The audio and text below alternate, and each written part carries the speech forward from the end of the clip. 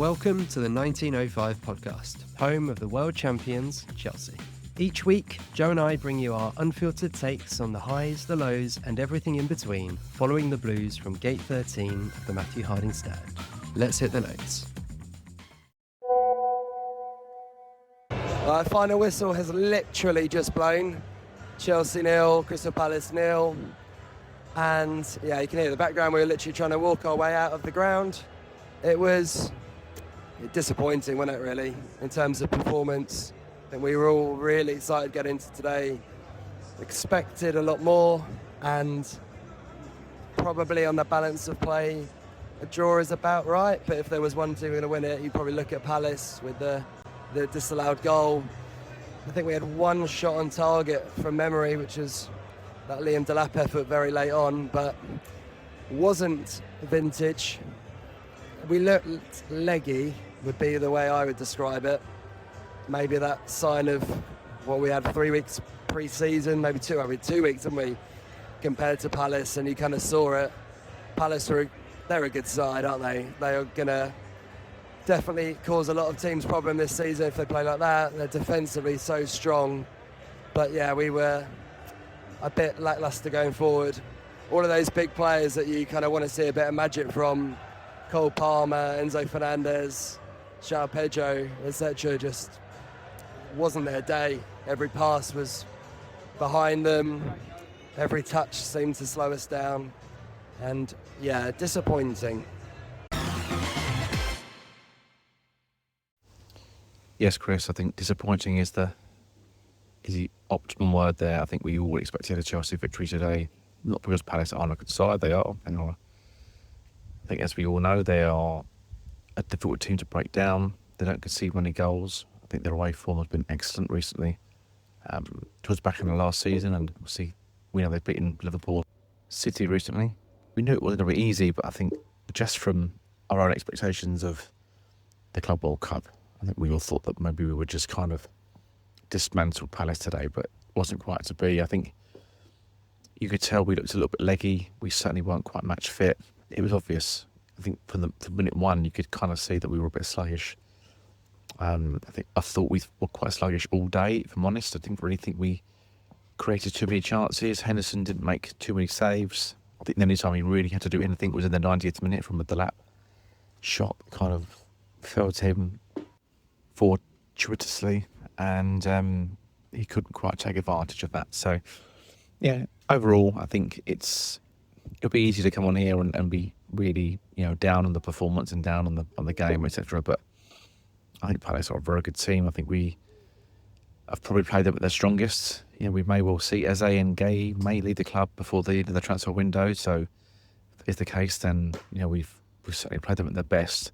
But I don't think we should be too down. I think it's one of those games where you just kind of go, what could have been? I think we just definitely weren't at it. I think the chances we did have all sort of fell mainly in the second half. We didn't really create very much for João Pedro in the first half. I think Neto, Palmer and Enzo, to name just three, were definitely off it today. They weren't up at their full capacity or intensity. It was definitely a game for them. They would rather have back and start again if they could. But I think overall, we know the team will get better. We know the performances will improve. We know the goals will come. It was a clean sheet and a fairly solid performance from the back four. I think most of the players at the back did okay today. I think Chalobah with bigger the bunch, but Reece James had quite a good game in the second half. Kukurea worked his socks off, but you could tell that he maybe needed bringing off. I think we all, Chris and I on the ground, were sort of hoping that Hato might be that replacement, but Maresca stuck with his guns and left him on, maybe because he didn't want to bring too much experience off in a game like that, which is understandable. But it was good to see Estevão play a full 90, and he didn't really do too much wrong today. There was maybe one mistake in the first half and maybe one mistake in the second half, or he could have just maybe cleaned up his passing slightly, which sort of led to a chance for Palace in either half. But I think he had a fairly steady game overall, and nice to see him get another 90 minutes under his belt for Chelsea. But yeah, I think it was one of those games, isn't it? You're desperate to win on the opening day. I think we all are. You see Arsenal pinch a 1-0 win against Man United today. They probably won at their best, but they've gone on one. I think these are the games where you do kind of, you do want to come back at the end of the season and rue that you didn't start well enough. And we now have West Ham on Friday night, which is a big game for both teams because they've just got beaten 3-0 by Sunderland, and so we've had a 0-0 draw at home to Crystal Palace. So I think we'll both be itching to get off the mark with a win and some goals.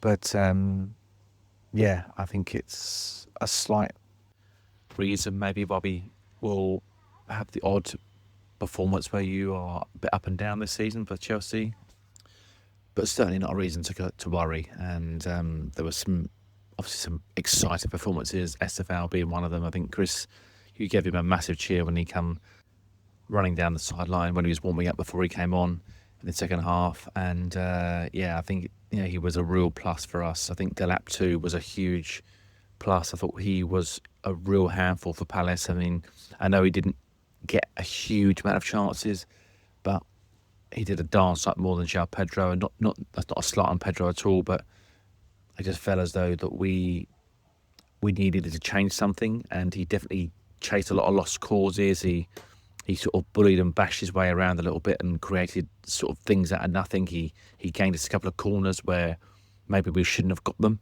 because he was just basically annoying the defence. And Delap looked a real handful and a real exciting prospect for the remainder of the season. But listen, it's game week 1. We shouldn't be too concerned. Yes, we wanted a win. It's obvious. We can't deny that. Otherwise, we'd be lying to ourselves. But I think overall, it's a result, a 0-0 draw. We kind of move on.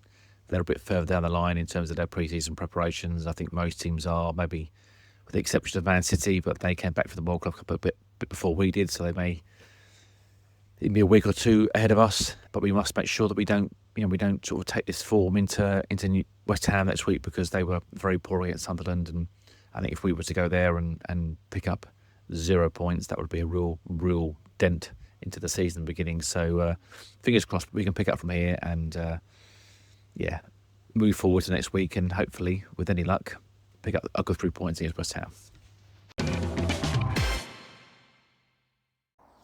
Yeah, I think you can hear it in our voices, can't you, that we're a bit disappointed. But I'm home now. It's a Sunday evening, and I think how can I sum up the feeling of the day? I think the feeling was so positive, actually, going to the game, and that's a real positive that I think will carry through to the season. You can feel around the bridge that the sort of feel good factor is back. There's lots of optimism carried over, I think, from obviously the end of last season and the World Club Cup, and there was just a buzz around the ground today, which is really nice. We got in quite early. There's an e-ticketing system, sort of much maligned, but we got in pretty well. They were doing half price on all the beers sort of before 1 o'clock, which was a nice touch. And the bars and just everywhere around the ground was buzzing, really. There was that sort of, you often get it first day of the season, everyone's excited to be back and stuff, but particularly today it felt really, there was just optimism, really. And I think that's kind of where the slight disappointment comes from, that the performance on the pitch just didn't match the feel in and around the ground and the atmosphere, which, especially I think early on, was really, really good. I was almost waiting for that moment to sort of kick in, just never really happened. And I sort of thought, after we probably got a little bit lucky when Palace had their goal disallowed, it kind of came out of nowhere, really. No one was asking for it. And then suddenly, just as we're about to kick off, obviously the goal gets overtaken and the crowd went kind of wild. It was like, right, we might build off that. But in the first half, we never really got going, did we? And then the second half, actually, I thought we were much better. But just didn't create just enough, really. There were 3 chances, weren't there? And it all came through subs. So you had that one, kind of the ball over the top. I'll do it in order. I think the Estevão chance was massive. You really fancied him, especially on his left foot. Just keep it low and hard, and it probably goes in. I think he'll watch it back and probably feel that he should have laid it off for Neto on his right foot to strike it. Just again hit the target, and you got a really good chance. Then a half chance really. The ball comes over and Delap had that chance to hit it. I think it was our first shot on target. Struck it well enough, but keeper saves it. And then the chance really, the big chance of the game comes in, the 93rd, 94th minute. Pulled across around penalty spot, and Andre Santos on his left foot. Again, I think he watches that back. He could take a touch, get it on his right and have a strike. There's a chance I think Cole Palmer was coming in, he could have laid him in. And when you look at it again, I saw a freeze frame of it. Half the goal is open for him. If he can keep it head over the ball down on his left foot and sweep it into the corner, the keeper's going to get nowhere near it. It was a really good chance, actually. But he obviously blazes it over the bar. And you kind of felt at that point that was probably that. In terms of performances, Robert Sanchez I think did alright, made a couple of good smart stops, and what was really interesting being the ground, you really noticed it, is just how much more direct he's going with his kick. It's almost a complete transformation from instructions of last season that he's been given.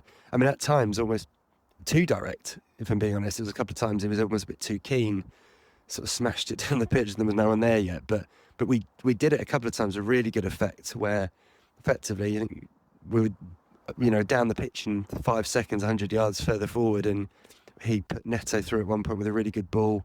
So it was, I think, really refreshing to see that we are now doing that, which was one of the things that fans were getting infuriated by last season, that kind of lack of variety, which obviously causes problems at times.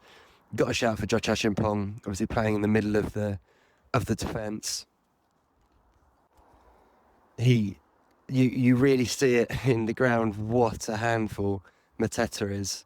There aren't many centre forwards in the Premier League that will give centre backs as tough a game as he does. He's an absolute beast of a player. He's massive. He's an absolute unit, and he did a good job against him. He obviously he got the better of him a couple of times.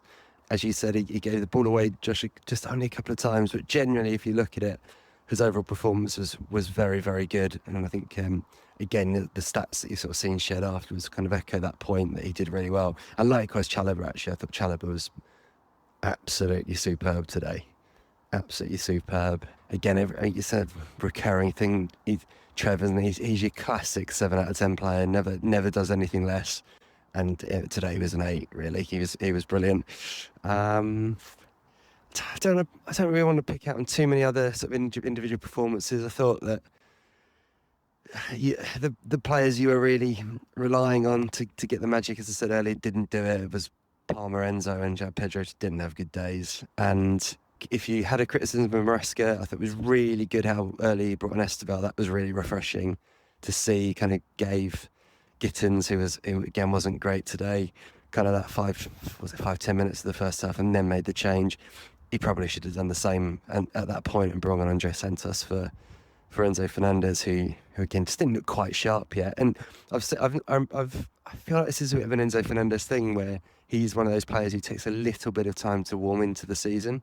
Well, he certainly did last season, and I think maybe he's one of those. He'll just take a few weeks to get up to top speed again. Didn't play as many minutes as some of the others in the pre-season games, and obviously played a lot of football last season. So early days. I came out kind of, as I said, a little bit flat, but we didn't lose the game, which we could have done. We didn't. We got a clean sheet, and we just need to kind of make sure that we respond with a good win on Friday night against West Ham and kind of get the season going, which I think we very much could.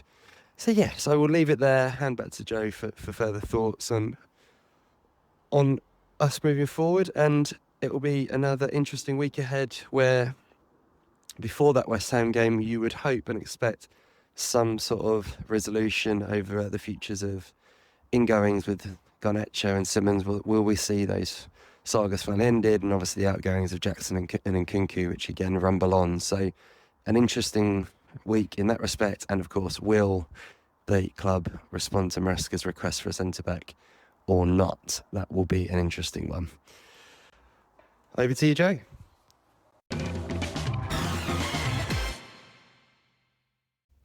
Yes, Chris. I think that's very well summed up there, mate. I think the overriding thing that I'm taking from the game is to not overreact. And I think if we've learned anything from last season in particular, is that even when it was bad, really bad, for a long period after Christmas, we still managed to salvage a really good season from the jaws of what we felt was going to be nothing. So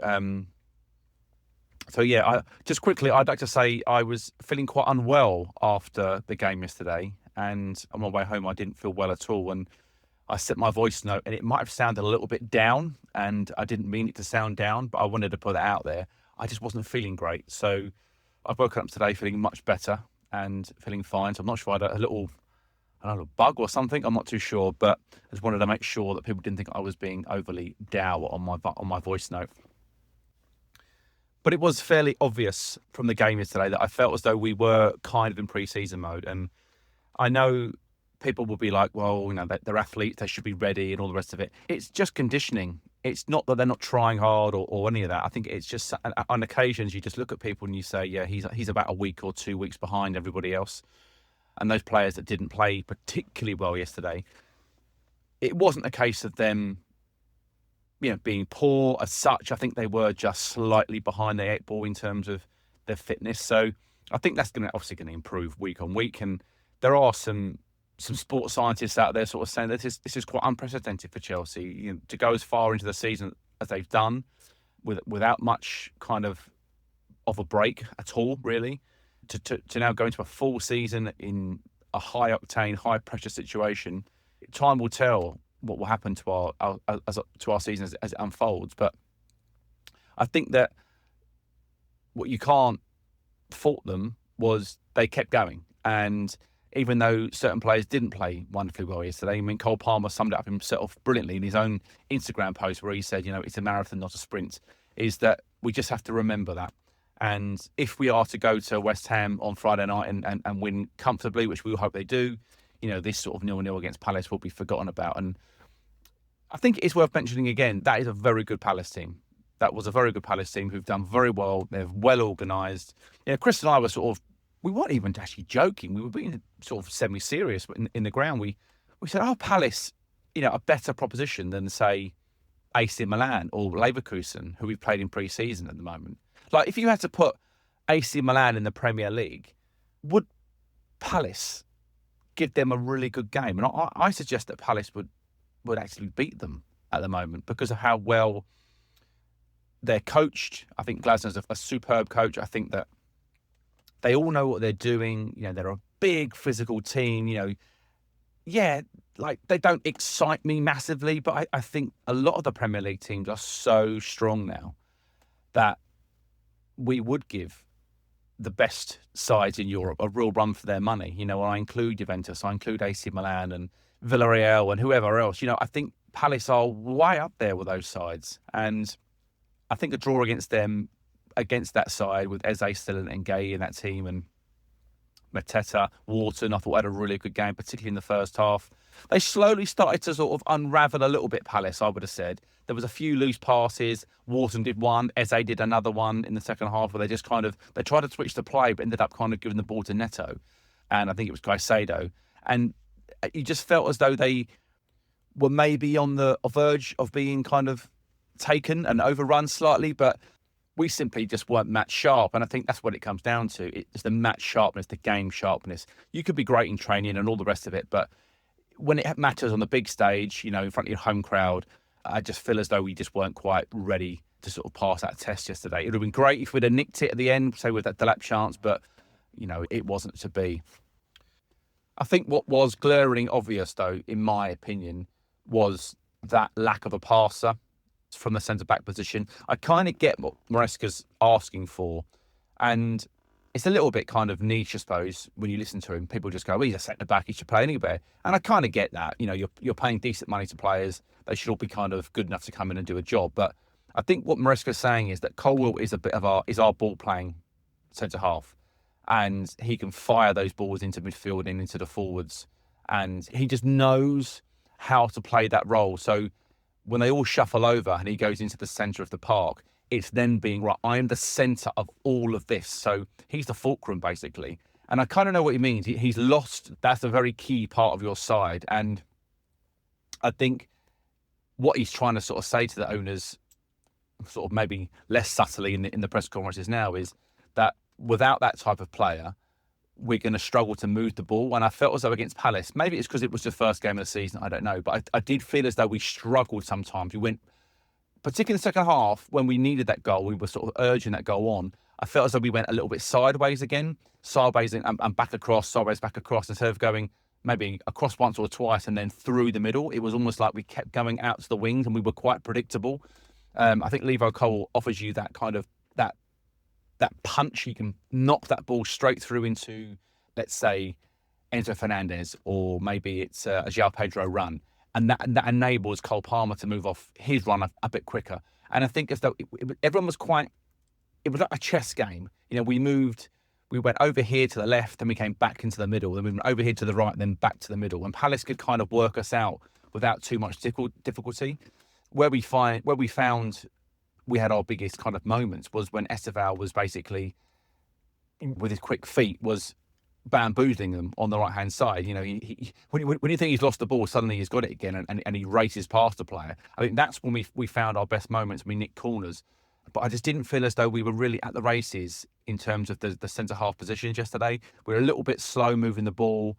And it's also having that confidence to say, right, I'm going to do this. I'm going to whip this ball into that player and had that vision. Not everybody has that. And I think Levi Colwill was certainly someone that mastered, might be a strong word because he's still a young man, but he'd certainly got to the point where Maresca could trust him to do those things. And I think you've got to have a certain level of confidence within you to not be scared to give the ball away. And I think that Josh and stuff, now and again, you give because he did it once in the first half, and you kind of see him go, oh no, I don't want to do that again, because if I give it away for a second time, the crowd's going to be on my back. So I get that Chelsea are looking for a centre-half, or certainly Maresca is. I mean, I don't know if the club will fulfill his plans to go and get one, but I think that would be a really good option for us to, even if it meant losing the Garnacho in the forward line. I think the centre-back position is very, very key. And we know Disassy's not available. We know that Padishill's not available, and we don't want them to play anyway. Farner is an injury, he's an injury waiting to happen. Josh is very young. Obviously, we have got Hato. Hato is an option, but I think Hato has been more brought into the side to cover Kukurea more than Levi Colwill, if I'm being brutally honest. And the club might say, we've given you him, so maybe you need to use him, which I can sort of understand, if from a business point of view. But if you're being greedy and being selfish from Maresca's point of view, he's thinking, no, come on, give me the guy that I really, really want. And whoever that may well be, I don't know. Maresca may have a different player. We're saying Mark Guy, but it could be someone different. But Chelsea as a whole, I think, will improve. I think it's just one of those games. It really isn't the end of the world. Me and Chris and Guy, Danny, we drunk with, we all came out the ground yesterday a little bit flat. I think we all thought that we would win the game handsomely. I predicted 3-0, and that's why I hate predictions, because whenever I predict anything, I always get them wrong more often than not. So, yeah, I think it's just a case of chin up. We'll move on to the next game.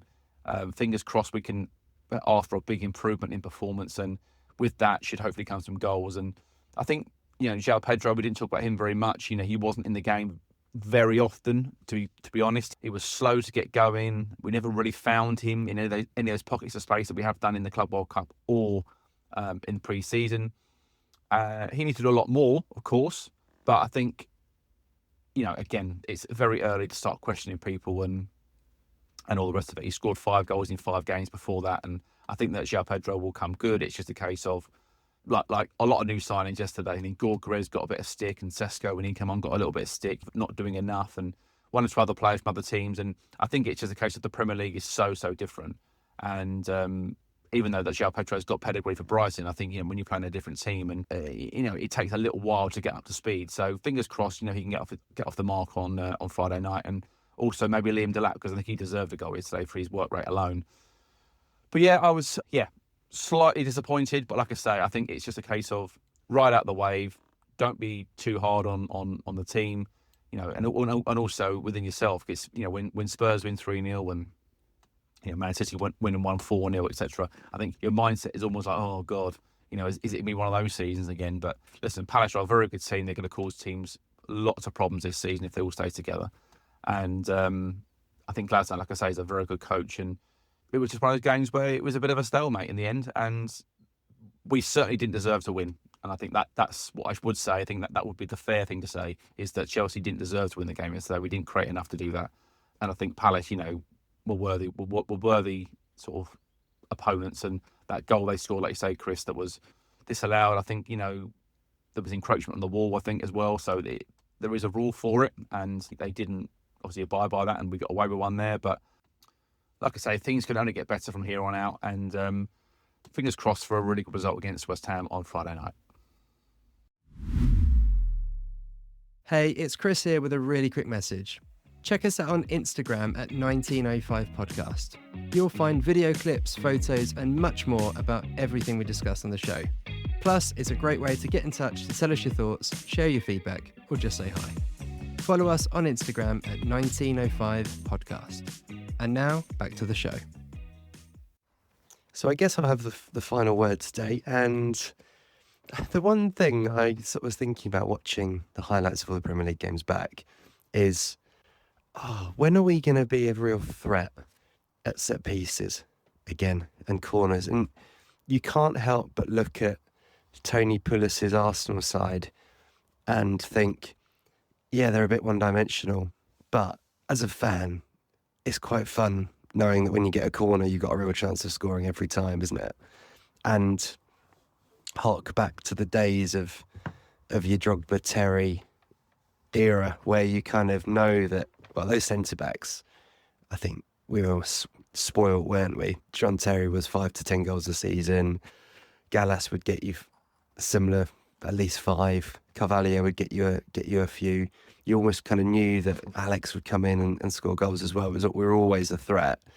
And the reason I thought of it was that we did win plenty of corners yesterday, but you never really felt, apart from we nearly scored for the first one, didn't we, in the game? Great ball in from Reece James and kind of cleared off the line at the back post. Not sure if it was definitely going in, but it was towards the goal.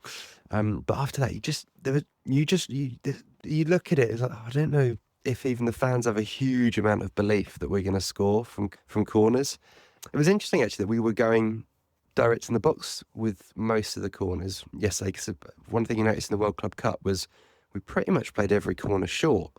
So, yeah, I don't know, just one of those kind of like points of interest that I was like, I wonder. I mean, a lot of it comes down to personnel, doesn't it? And Arsenal have built a basically team of giants, and Chelsea is still a pretty small, diminutive team, really, when you look through the squad as a whole. In terms of West Ham, it's going to be a good test, isn't it? Friday night game. Any night game, I think, at West Ham adds an element of making it a little bit more difficult. Our record there is really up and down, isn't it? Really mixed. Obviously, last season was fantastic with that really probably one of our best away displays, actually, a 3-0 win. Jackson and Palmer both scoring brilliant goals. And you kind of know going to West Ham, I know it's a cliche, but it's probably one of the games where it's more true than any other that the first goal is vital. Because if you go up early against them like we did last season, then those fans can very quickly turn on the team and on the manager. And West Ham do have the look this year of a team that could be in trouble if the season doesn't start very well for them. Obviously, they've lost Kudus, had a terrible start to the season themselves, haven't they? And so you're going there thinking you need to start well, because equally if they get on the front foot and get an early goal, which again we have felt the other side of that in previous years, the crowd can really get behind them and it becomes a really difficult night. So yeah, big game.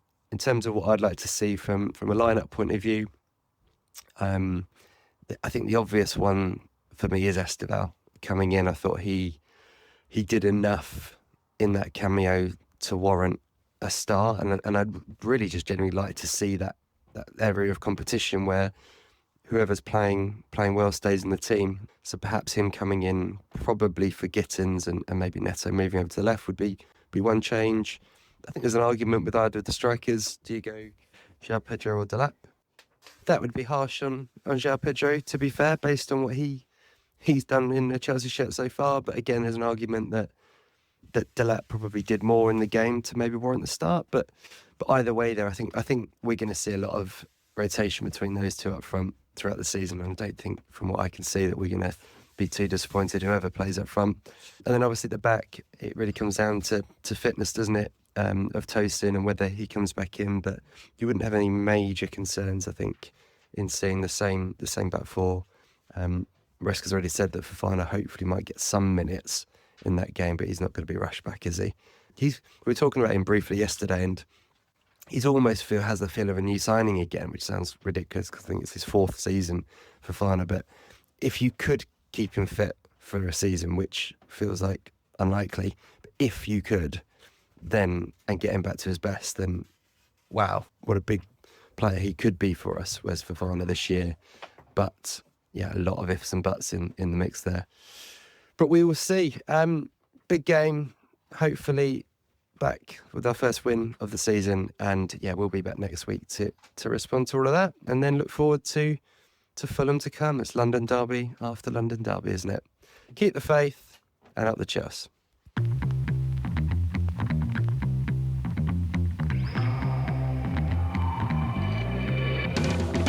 Those were the Chelsea notes for this week. If you enjoyed the podcast, do us a favour and share it with a fellow Blue.